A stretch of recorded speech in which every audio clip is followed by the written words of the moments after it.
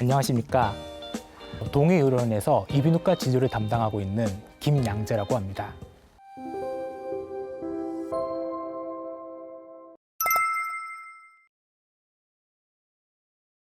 돌발성 난청은 갑자기 한쪽 귀가 안 들리는 현상을 이야기합니다.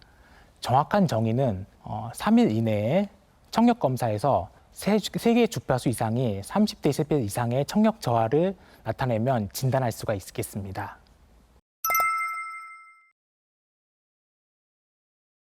이어폰 착용의 소음에 의해서 돌발성 난청이 더 악화되고 나빠질 수는 있습니다.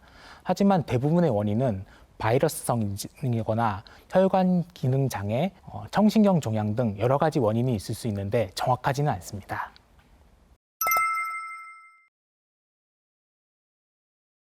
돌발성 난청은 어느 날 한쪽 귀가 잘 안 들리는 증상을 호소하는 경우가 많습니다. 예를 들면 핸드폰을 듣는데 오늘 갑자기 오른쪽 귀가 왜 안 들리지? 이렇게 증상을 호소하는 경우가 많습니다. 그리고 안 들리는 것 외에도 귀가 멍하거나 귀에서 이상한 소리가 나서 이비인후과에 방문하여서 청력 검사를 통해서 진단되는 경우도 많습니다.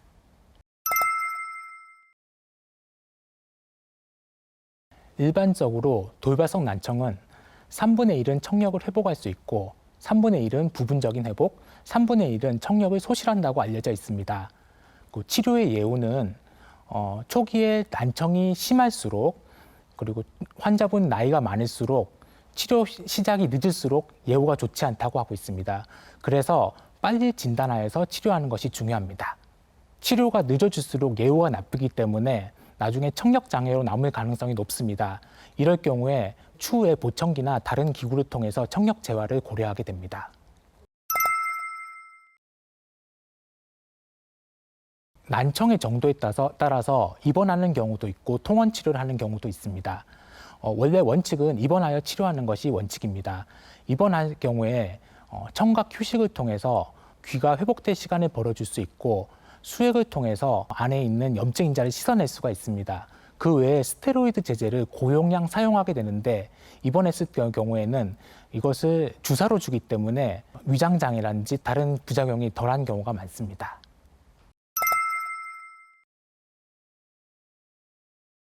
돌발성 난청에서 치료의 중심이 되는 것은 고용량 스테로이드 제제 치료입니다. 이 치료를 할 경우에 할 수 없이 혈당이 올라가는 현상을 나타나게 됩니다. 특히 당뇨 환자의 경우에 혈당이 조절되지 않을 경우에 문제가 생길 수 있습니다.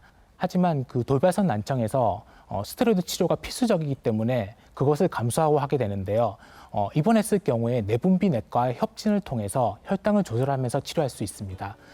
전신적인 스테로이드 치료 외에 귀 안에 고막 안에 주사를 줘서 국소적으로 치료하는 방법도 있습니다.